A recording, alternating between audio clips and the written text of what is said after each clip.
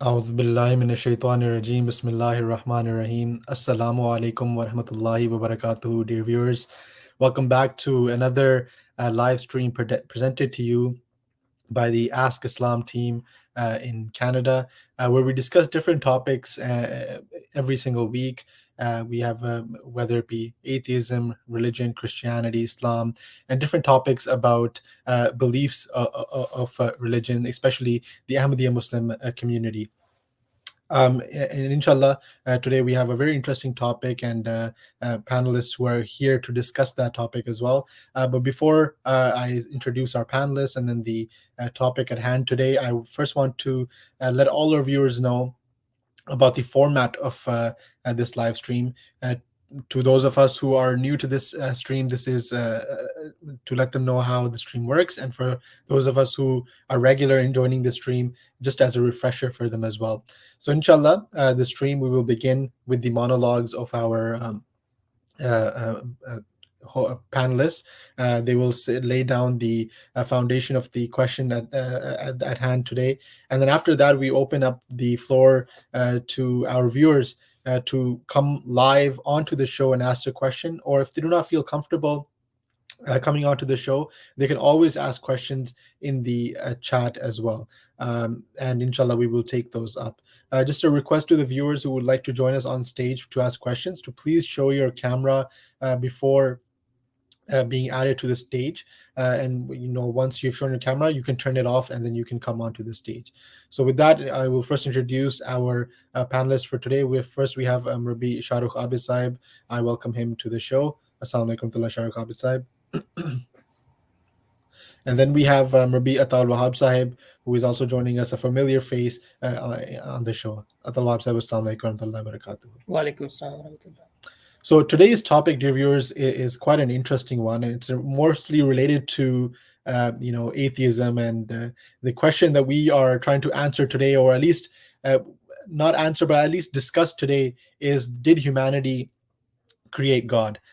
We know that many atheists or social scientists, they give the idea that in the beginning, when man was in its primary phase and humans did not have the intellectual faculties to understand the world, they thought that the natural phenomena that occurred around them, for example, rain, hurricanes, thunder, all these natural phenomena that were destructive, they were deities themselves. They were God themselves. And the reason was because the early humans, they could not explain those events. They could not explain those scientific or those natural events, and thus they attributed to them the status of being a god. But as man went on, as humans developed, as their brain developed, they started understanding the nature, and and that's when they realized that these are just natural phenomena. These are not deities. And so scientists or social scientists, they believe that this is how God came to be, that God in reality does not exist, but is the imagination of the human mind. So Atal Wahab Sahib, I'm going to turn to you. And I think one of the, also there's this as that, that fear causes, the scientists, they say that fear causes people to attribute godness to a certain phenomenon. But another thing that attributes to not believing in God is that scientists or people say that we cannot see God.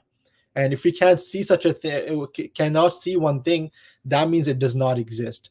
So their main question usually turns up always to be is that, if there is a God, then why can we not see him?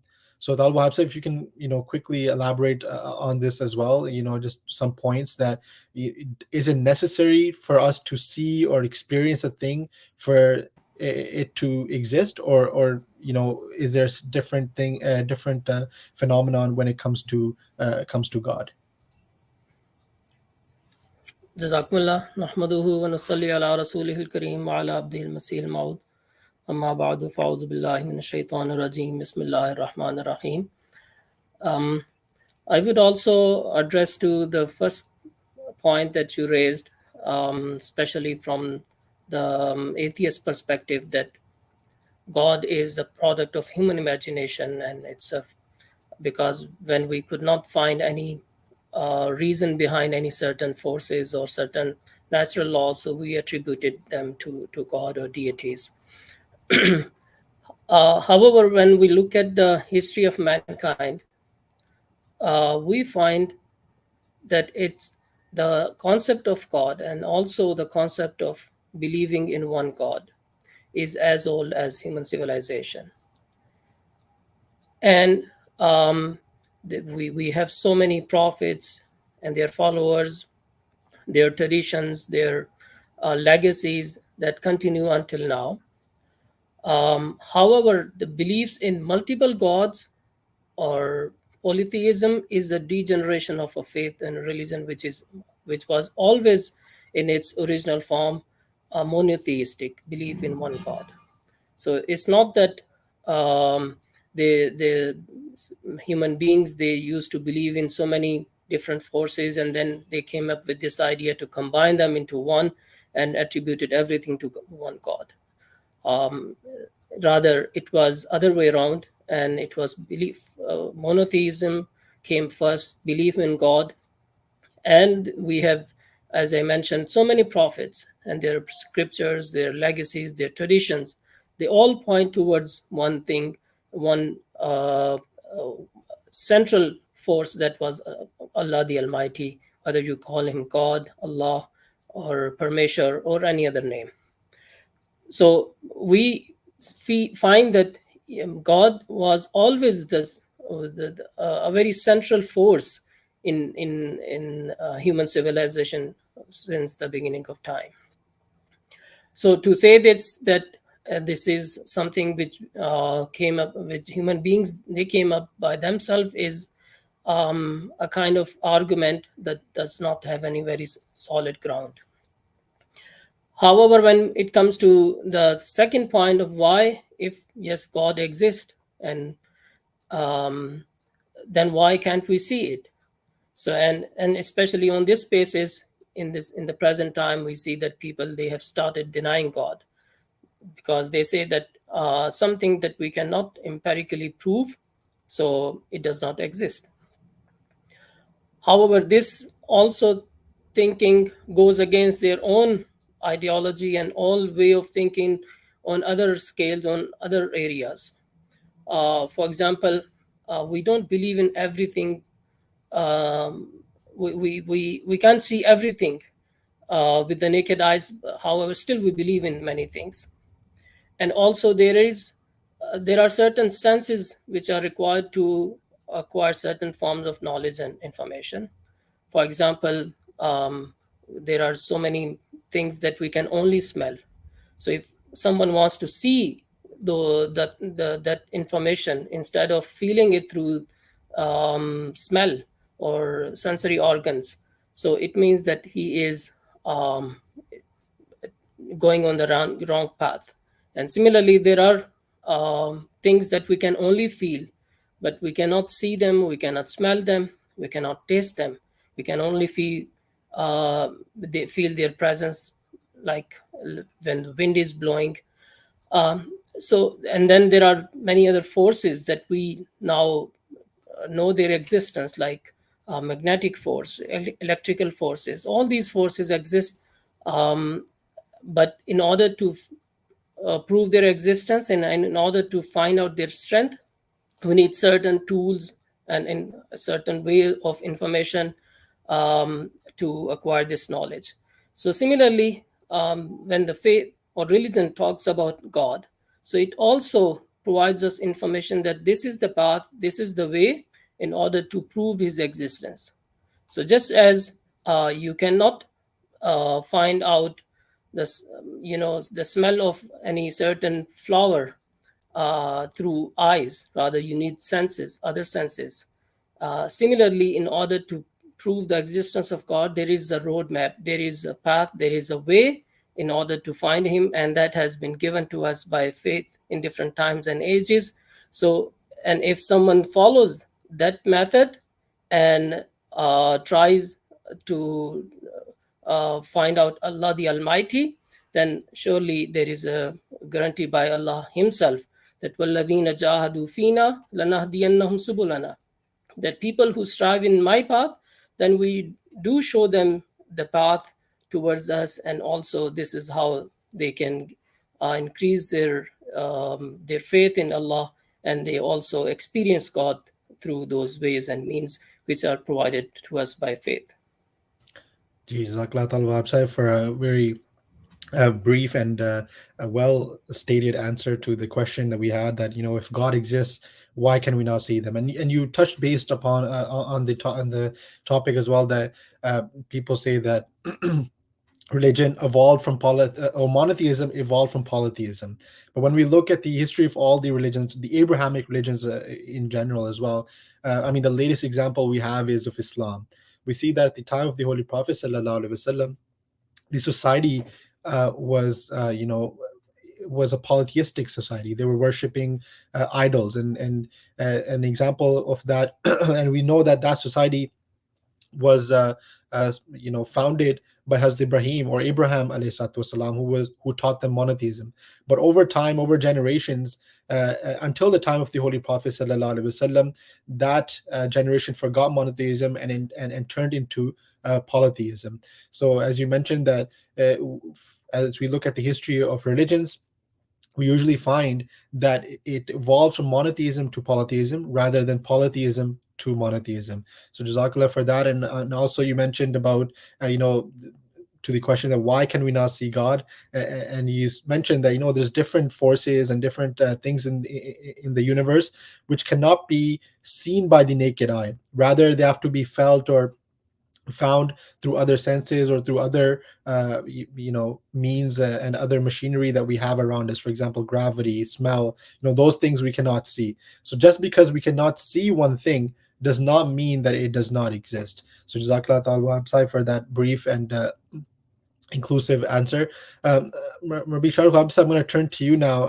Talwa Hamza was saying, mentioned that, why that there are different means of attaining God, just like other things in the physical world. So if you can tell us, what are different ways of reaching God? What are different ways of finding God that are taught to us by the Holy Quran? So, the first thing is that to know that God exists, right? In order to reach God, you have to first be certain that the person or the being that I'm trying to have a relationship with does actually exist, right? And the promised Messiah, Isatu Islam, has actually taught us, or he's broken it down for us, right? The Promised Messiah, the founder of the Ahmadiyya Muslim Jamaat, Islam, he states that there's three types of knowledge. There's knowledge of inference, right? So, for example, like a person sees smoke, right? He deduces that there's fire, hence there's smoke, right? But he hasn't seen the fire yet, right?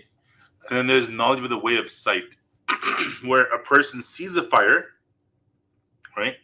And he's able to visualize, like with his physical eyes, he sees a fire. Okay, you know what? Fire that does exist, right? And then there's knowledge of experience, which is like, okay, what does fire do? He puts his hand or something in the fire, and he sees the qualities of fire, manifest themselves. For example, he throws wood in the fire, right? He sees that the qualities of fire, he sees fire in work, right? So same thing, Hazrat the Promised Messiah Islam, he basically says that, look, when you look at the creation, right? When you look at everything that's around you, right? That sort of like, tingles your mind or kind of pokes your mind that, look, there must have been something. Something must have created all of this, right? Something in the world, this perfect world cannot just come. For example, as a Muslim once stated that, how did our lungs know that they need oxygen to survive? Or how did oxygen know that human beings need lungs?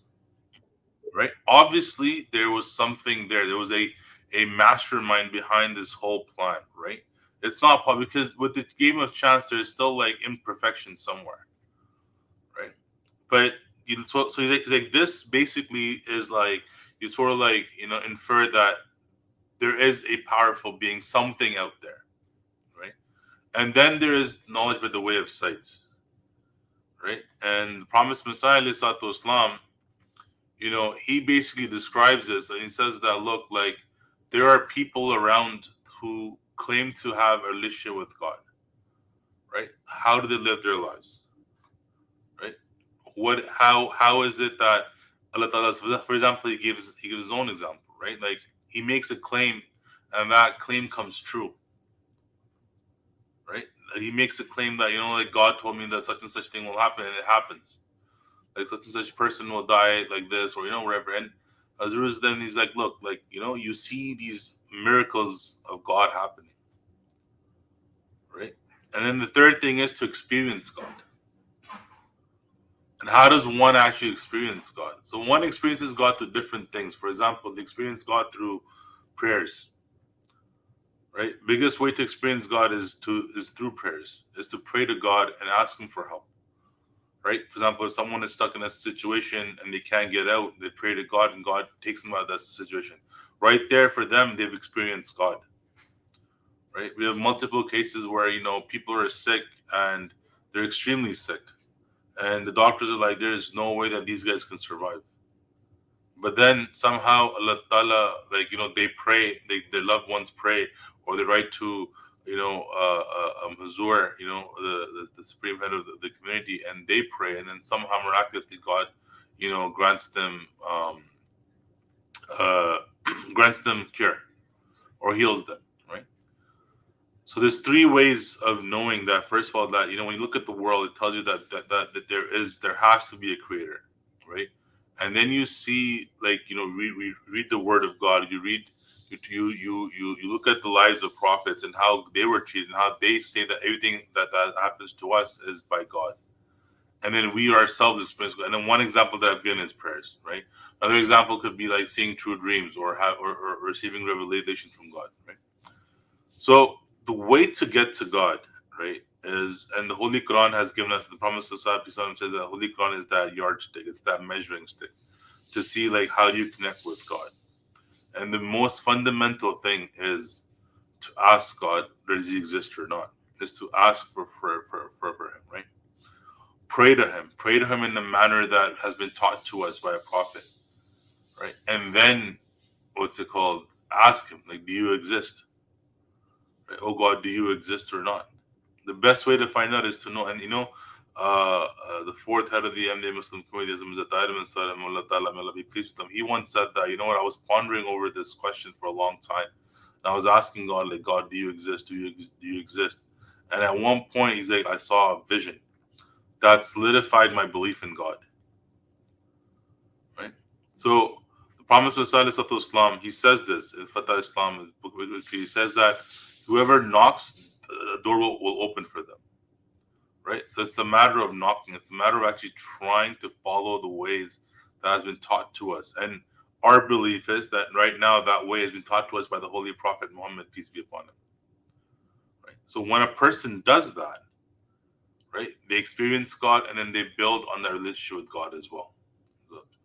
Jazakallah, Sab, for that very brief and well articulated answer. Jazakallah. And you mentioned the three stages of belief mentioned by the promised Messiah, والسلام, and I personally find that those examples that he has given very beautiful and very applicable to our lives, especially in finding the existence of God. The first stage of seeing the smoke and inferring from that smoke that there is a fire.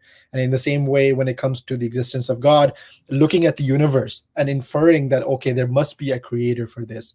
And as Masih Maud in another place has said that there are two stages to the belief in God. There's one, the statement is there should be a God, right? That is a lesser stage. And then a believer jumps from there should be a God to there is a God. And that only comes when you experience God through prayers, through visions, and by looking at the example and the experience of his beloved prophets. So that's how you jump from to there should be a God to there is a God, is by praying and by looking at the example of the prophets, his beloved prophets. Jazakallah Rabbi for that brief and a great answer. And another thing that I do want to mention in this regard as well is that the when you look at the example of the prophets and the awliya, the whole promised Messiah Islam has said that Islam is a very is a living religion. And the reason for that living religion is because Allah the Almighty has continuously sent awliya and scholars and uh, His beloved into this earth to show the people that God still exists. And they show these people, the people around, through their visions and through the acceptance of prayers. And when we look at, in contrast to other religions, for example, Christianity or Hinduism or Buddhism, we don't see such people coming into this world like we see in the realm of Islam. So the coming of awliya, the coming of the beloved of Allah the Almighty into this world, and showing the people, the living God through visions and through acceptance of prayers, that is the beauty of Islam in itself. So just wanted to add that to your comments as well, Rabbi Sahib. Jazakallah. I want to request all our viewers to please share this link with your family and friends, especially on your social media platforms, so that more people can join our stream and benefit from our topic at hand today, which is, did humanity create God? So, Rabbi Sahib, I'm going to turn back to you now. Now that we have established that just because we cannot see God with the physical eyes, there are other alternative ways where we can experience and see God, and that is through prayers and visions and other things. Now the question arises, Rabbi Sahib, that okay, let's say we do experience God, or we can experience God through other means. What is the benefit in inquiring about God?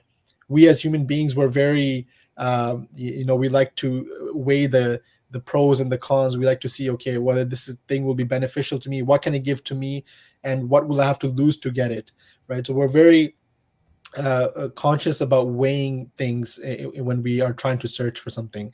So Rabbi, if you can tell us, just explain to us what are the benefits of attaining God and inquiring about Him.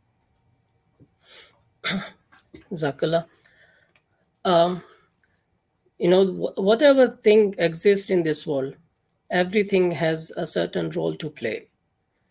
And whenever we find about any truth, any knowledge, any information, any piece of information, whether it is about how this universe works, like the system of rain, clouds, water, how it is evaporated, when we have some kind of information, so we know that it is always beneficial for us. And also information can save us from certain dangers as well. For example, now we can predict the weather and give a forecast. Okay, there is a storm coming, so we can take shelter and we can save so many lives. So information and knowledge is always useful. And this is, we are talking about the basic information about certain natural phenomena. However, when it comes to God, who is the creator of heaven and the earth, who is the ultimate force behind everything that we see all around us. Imagine if we know about his existence and we develop a connection and relationship with him, how much benefit we are going to derive from this. Because is as I mentioned, that everything, every piece of every truth that exists in this world carries great benefit, and God is the ultimate truth. And secondly, we as a human being, we are in search of the real source or our own identity, where we come from. For example, people are always interested in their ancestry, who were their forefathers. For example, if someone does not know about his parents, so when he is mature enough, this would be his first search or question, that who are my parents, who gave birth to me, and where are they now? Do I have any relatives, anyone that I can connect with? So these are the things which are, yes, connected with us, but they are not the ultimate source of our existence.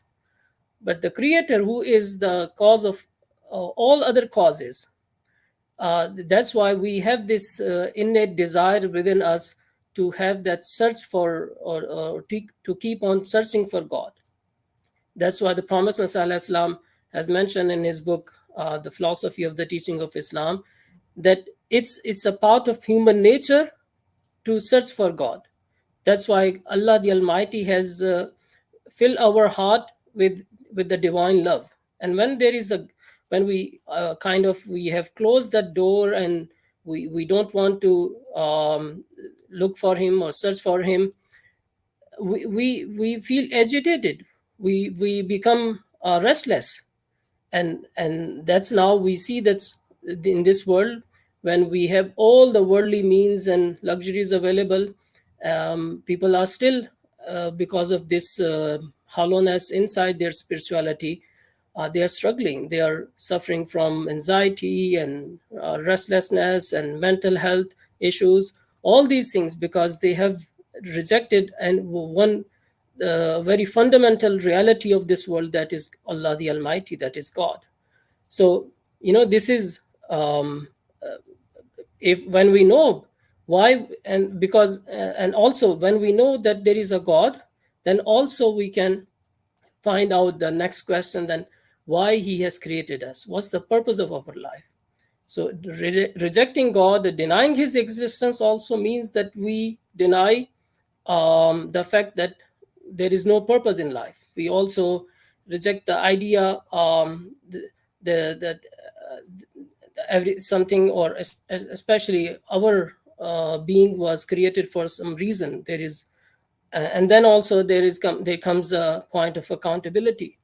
So if we believe in God, and if he has created us, then we are certainly accountable to him also after we die. And that's the point that is raised by all the major religions which were sent by Allah the Almighty, that this life is temporary, this is not going to last forever. However, there is this afterlife in which we'll be accountable to our deed, what our way we um, what are the things that we do in this life. We will be called to account on the day of judgment. So there are so many things which are interconnected with this belief in God, and that's why we have to find out, we have to inquire about God and his existence, and how we can establish a relationship with him. Ji, Jazakallah Mabisab for that very brief and excellent answer to the question of why should we inquire about God. And you mentioned, Mabisab, that it is in the fitra, or in the innate nature of human beings, as mentioned by the promised Messiah alayhi salatu wasalam, to look for a creator and to seek the answer of why they are here on the earth. And Mabisab, these days there is a movement. It's called SBNR, spiritual but not religious. So people who are far from religion, they have started. We can see that when they're not believing in God, they're looking for some kind of comfort for their soul. So they say that we are spiritual, but we do not belong to any religion, or we do not believe in any God. So we see that in this age and in this world where we are consumed by technology and all these other distractions around us, people are still not comfortable, and they're still looking for something for their soul. And so they have these different societies where they try to meditate and try different things to achieve that comfort that they do not find. And as we, as believers, as Muslims who believe in a God, our thing is that all that comfort is found in Allah the Almighty. And as mentioned previously by Rabbi Shahrukh Abid Sahib, that framework has been laid out in the Holy Quran for us. Rabbi Sahib, before we go forward, I want to get back to Shahrukh Abid Sahib. Is it okay if I add on? Yes, please, please, please. Yeah, so like you mentioned, right? Like Hafiz Sahib had mentioned too, that there is this innate desire embedded in us to find God, right? It's embedded in every single human being. And what we notice is, as we work in the field, and Hafiz Subs work in the field, we work together as well, how there are people out there, they might have everything else. They might have money. They might have, children or whatever, a person could desire for, but yet they're not happy with their lives. we've seen this quite often where people that might have money and but they don't have a relationship with God, they keep buying things just to quench their thirst, or try to get rid of that itch.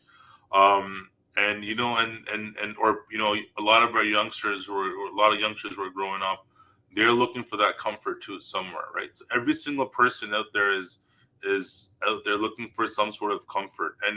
And all these movements that you mentioned, these spiritual movements, they've been there for like centuries and centuries, but none of them actually grow. Even if a movement grows, it eventually dies out, right? You've noticed that how like all these movements, they start up in some, like some meditation movement, some other sort of spiritual movement, and a few years down the road, they eventually die out, right? To the point where people have actually joined cults, right? Cults, and just to find that belonging and find that peace. But Islam and Ahmadiyya still remains, right, in its original form and its teachings, right, and people that actually take up that challenge, and because finding God is the promised Messiah, peace be upon him, has stated that it's not it takes a lot of patience and perseverance, to find God. And but people looking for shortcuts, and they want quick gratification, they want that quick pleasure, or they want that quick like peace of mind, right? But obviously that's not possible, and it takes time. So like you mentioned, and like both of you has mentioned, that every single person and people then like they get so frustrated, and then that they abandon this thought of like God altogether, just because they don't want to be patient, and they don't want to actually go through those struggles and to find God, right? But people that do that, they actually, when they find God, they have this eternal peace. And Hazrat al-Muslim Maud the second head of the Indian Muslim community, he actually one time had wrote this article, and he challenged people in the article, saying that, like, have you ever seen someone who is close to God be extremely, extremely sad or depressed? Right? You haven't seen that, because they have a relationship with an almighty creator. Right? So the idea that I'm just trying to echo is just that, like, every single person has that innate desire, but they misguide their desires. And but if they were to channel their desires properly, then they'll be able to find that eternal peace, and then eternal love, which will take time. It doesn't happen overnight, which will take time. Ji, Jacqueline Rip Sab, yeah, no, you made a great point about that as well. Through experience of people as well, that they earn so much money, they have all the things in the world, but at the end of the day, they're not happy. They gotta take sleeping pills to go to sleep. They gotta take drugs and things like that, right? And another thing that came to my mind is Sam Harris is a very popular new atheism, like founder of new atheism, basically. He also recently, like a few years ago, I think before COVID or during COVID, he also started his meditation practice, or he used to offer meditation services. And I was, astounded. I was like, this person who does not believe in a religion, does not believe in a God, somehow, I mean, he says that he does not believe in a soul either, or free will and stuff like that, but he does this meditation to get that peace of mind, right? And as you mentioned, these movements have been around for centuries and for millennia, but they died down. But then the religion of Islam, the religion of Allah the Almighty, or God, it always exists, and is always around. So Rabbi, you already mentioned, I was going to ask you that, what are the benefits of belief in God, and you already mentioned that as well. But I would But like if you want to add, if you again, want to yeah, add to that, yeah, if you want do to. the benefits of belief. Look, everything has a purpose in life, right? Every single thing has a purpose in life. This pen that I'm holding, this computer, everything has a purpose, right? When we as human beings don't fulfill our purpose, or for example, if this pen stops writing, right, I'll discard it. Right? The benefits of finding God is that it's actually our purpose, right? Whether we believe it or not, right? We have this, like Hafsa had mentioned, that there is this innate desire to find God, right? This innate desire to find God, or to find some sort of comfort, or to find some sort of peace, right? Is there embedded in anyone, which then concludes that that is our purpose, That is because purpose. When we attain a single purpose, then there has to be this element of satisfaction in it, right? If we have truly attained our purpose, right, there has to be this element of satisfaction. For example, a doctor who's trying to become a doctor, right? Their purpose is to become a doctor. When they become a doctor, they're satisfied, right? So similarly here, when you notice that, what are the benefits of believing on God? The biggest thing is you have this eternal satisfaction within you, right? You have this satisfaction that now I have I'm believing in a being that has created me. I'm believing in a being that's created the world. I'm believing in a being that controls everything, right? That everything is subservient to, right? So and then that frees us from like these vices, and it frees us from these shackles that bog us down with trying to find that peace and serenity and satisfaction in other things, right? So the main belief of belief in God is to make sure that um, benefit is that you have this eternal satisfaction and you have reached your purpose. Right? So I just wanted to explain this here too. Like everything in this world has a purpose, right? We also have a purpose, right? Our purpose can't be just to like get up in the morning, go do some work, um, go do work, and then just what's it called? Come back and eat, and that's it, right? There has to be a higher purpose in our life, right? And that purpose that religion teaches us, and all religions have taught, is to worship God, and that's the biggest benefit. So when we are going through tough times or troubles, or when we're going through like difficult times, that God is the one who comes in and swoops in and helps us, right? And that's the benefit of belief in God, right? Otherwise, we're just like like people, or we're just like like animals that don't really have much of a purpose in life, right? They just have to eat, sleep, reproduce, and that's it. Right. No, Dr. Mursaban, rightfully said that if we had no purpose in life, we would be just like the animals, who, as in our vision, they don't have any purpose. They just eat, sleep, and reproduce. So Jazakallah Mabisa for that. Mabisa, while you were making those comments, it came to my mind, some question, a question that usually arises, when we say that, okay, look, I look at the prophets, look at uh, the friends of Allah, the Almighty, the awliya, who believed in him, they achieved internal peace.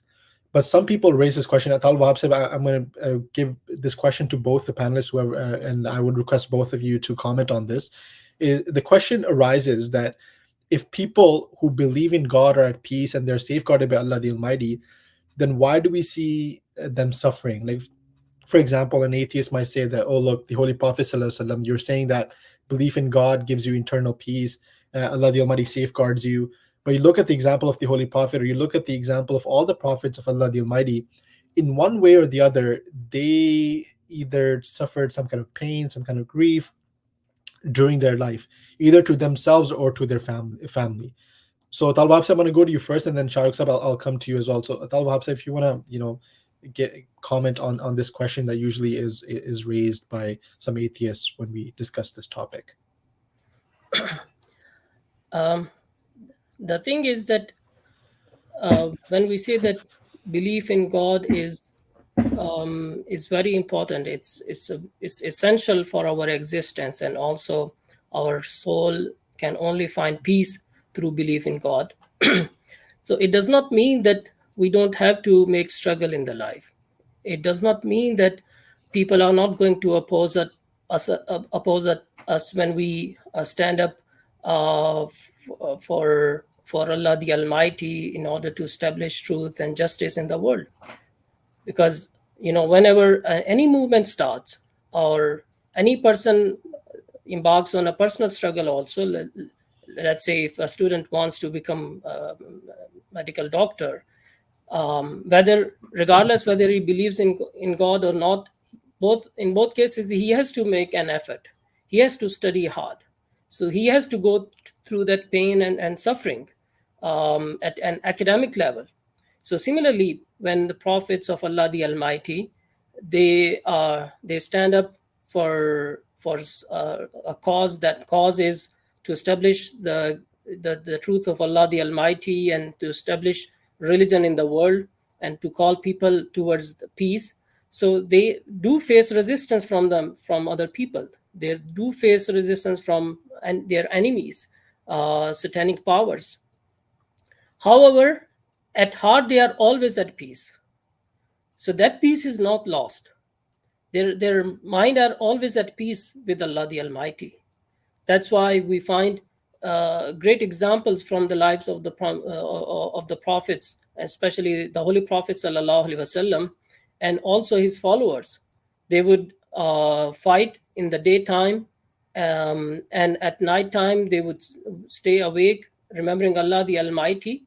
They would still find peace through Allah. And also, during certain battles, we find that when they were surrounded by their enemies, and also they suffered great losses. So Allah mentioned in the Holy Quran that peace would descend upon them, and their heart would be at peace with Allah the Almighty. So despite the fact that, look at the life of the Holy Prophet ﷺ, he suffered tremendous losses, so many losses that an ordinary human being would collapse and would have a mental breakdown. But he always was so much resilient, so much strong in face of all those problems and all those troubles. It looks like as if nothing happened. And that comes from God. That strength comes from belief in God. Because Allah said, إِنَّ الَّذِينَ قَالُوا رَبُّنَا اللَّهُ ثُمَّ اسْتَقَامُوا تَتَنَزَّلُ عَلَيْهِمُ الْمَلَائِكَةُ أَلَّا تَخَافُوا وَلَا تَحْزَنُوا وَأَبْشِرُوا بِالْجَنَّةِ الَّتِي كُنْتُمْ تُوعَدُونَ. And when people, those who are the true believers in Allah the Almighty, they stay steadfast in the face of all kind of resistance and all types of suffering, then Allah sends down angel upon them, and they bring peace and also give them glad tidings that there is paradise for you. There is not only in the hereafter, but in this world also they experience kind of paradise in the forms of eternal bliss and satisfaction that they experience. And these are the things that many believers, the humble followers of those prophets, also can relate to. That how after we have examples of some families, people who belong to the martyrs in the way of Allah the Almighty, those who sacrifice their lives. They themselves relate that we found extreme kind of a peace, those sentiments in our heart and mind, as if instead of mourning over those losses, we felt proud of ourselves that we belong to the such people who have gave away their lives for the sake of Allah the Almighty. So we have so many such examples in the history of faith and religion, and that's why people carry out tremendous sacrifices in the way of Allah. That itself is a proof that there is a huge power or attraction, or there is a huge pull that is attracting them towards itself. That's why they are doing all those sacrifices. Jazakallah. I think the key point from your comments, and an excellent comment, was that the peace of heart. In the outwardly, we see that these prophets and these awliya, they do suffer physical pain, whether it be through the loss of family members or close ones, and also physical pain to themselves as well. But at the end of the day, it's a peace of heart. If a normal human being who was not close to Allah the Almighty, he experienced that same kind of pain that the prophets or the awliya faced, they would crumble and they would stray away from the straight path. But when we look at the examples of the prophets and the awliya, as you rightly mentioned, that they have been given such peace of heart, and as mentioned in the Holy Quran, that Allah the Almighty sends upon them the angels for comfort. That is, we see that in the prophets, that when they are suffering through some kind of pain or grief, Allah the Almighty sends comfort upon them, that they do not sway away from their right path. Rabbi Shah Khabsab, if you want to make a comment on this question as well. Yeah, I just wanted to mention that look, even like these prophets of God and awliyaullah, they go through like a lot of hardship. And like Hafizab has mentioned, that the eternal peace in their mind. No, the good thing is, if you have eternal peace outside, then everything else is sound, right, in life. Um, so the one thing that I want to mention is these prophets, they go through so much. And you look at the life of the Holy Prophet Sallallahu Alaihi Wasallam, right? Orphan, being persecuted heavily, said God is one, was heavily persecuted, and his children had died, during his lifetime. His buried children, fought wars, loved ones passing away, and but yet they stuck to it. He stuck to his beliefs. He stuck to what he was standing up for, till the end, right? So obviously he had that internal peace that led him, that belief in God, which led to him having that satisfaction and internal peace, that made him, go through persevere through such severity of troubles for 23 years. Right? That's not a long time. Even the promised Messiah, peace be upon him, you look at his life and how our opponents were, they every opportunity they got, they would, mock him and say things about him, to the point where when his kids would die, they would laugh and, and mock at him. So, people, our prophets, they go through extreme trials, right, that a normal human being cannot go through. But the one thing is, they don't back off, right? They don't back off from their message. They don't back off from their belief. They don't back off. And it's not like it's happening like once a month or once. It's happening every single day, right? When the Holy Prophet, peace upon him, had migrated from Mecca to Medina, and then the Battle of Badr took place. After that, there was this fear in Medina for a long time, and people lived in a lot of fear. Every single day, living in fear, thinking that you'll be attacked at any time is not. It mentally drives you insane, right? So to persevere through all of that, and to still stick to this belief that there's only one God, and that, he's the only one that you can speak to, he's the only one that you can connect to, he's the only one that exists. Clearly shows us that there was this internal peace and satisfaction within these prophets that they had, that they were able to persevere. Otherwise, no human being can persevere through that. Ji, Jazakallah Mirab Sahab, for that excellent addition to the answer of Talwab. Ji, Talwab Sahib, sorry. Yes, there is one more thing we can also infer from the lives of the prophets, that look, all their suffering also they serve as a very strong proof of Allah's existence as well. That given the fact that they suffered and they went through all those hardships, no one can say that they were doing it for no reason. They were doing it for something they never believed in. They were doing it for someone that did not exist. So it means that they had experienced something, a very strong force in the form of Allah the Almighty, a very strong love of Allah the Almighty, that would become a driving force, that for in order to please Him, they would go through all kinds of suffering. In order to please Him, they would take on the burden of whole mankind by guiding them to the right path. It was because of His love they would stay awake and in worshipping Allah the Almighty. So this also serve as a very strong proof that all these prophets, they believe, or they had experienced Allah in their lives. That's why they were ready to sacrifice, to make such huge sacrifices.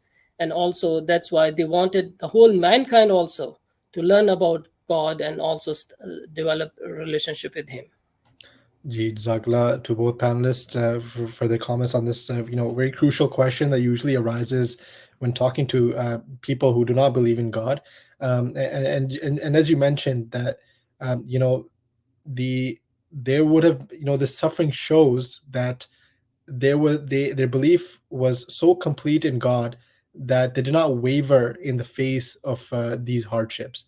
And this proves, the question we had on hand today was, did humanity create God? And I personally think, the greatest example of the existence of God is the example of the prophets and their lifestyle.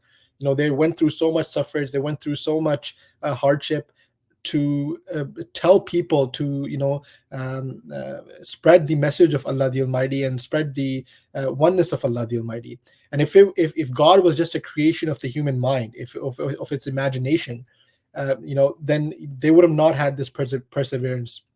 They would not have had this drive to convey to the people, this message that they got from Allah the Almighty. So there's certainly something out there that, talked to them, that conversed with them, that encouraged those prophets and those awliya Allah to be steadfast even in the face of persecution from their fellow human beings and fellow countrymen. So, Jazakallah to our panelists for their comments and for the different questions that we had today, and in explaining those questions. This will bring us to the end of our live stream today. This just want as a reminder to all our viewers that we have this live stream every single week on Thursdays. Previously, we used to have the stream at 2 p.m. Eastern, 2:30 p.m. Eastern Standard Time, but we have now changed the time to 12 p.m. Eastern Standard Time.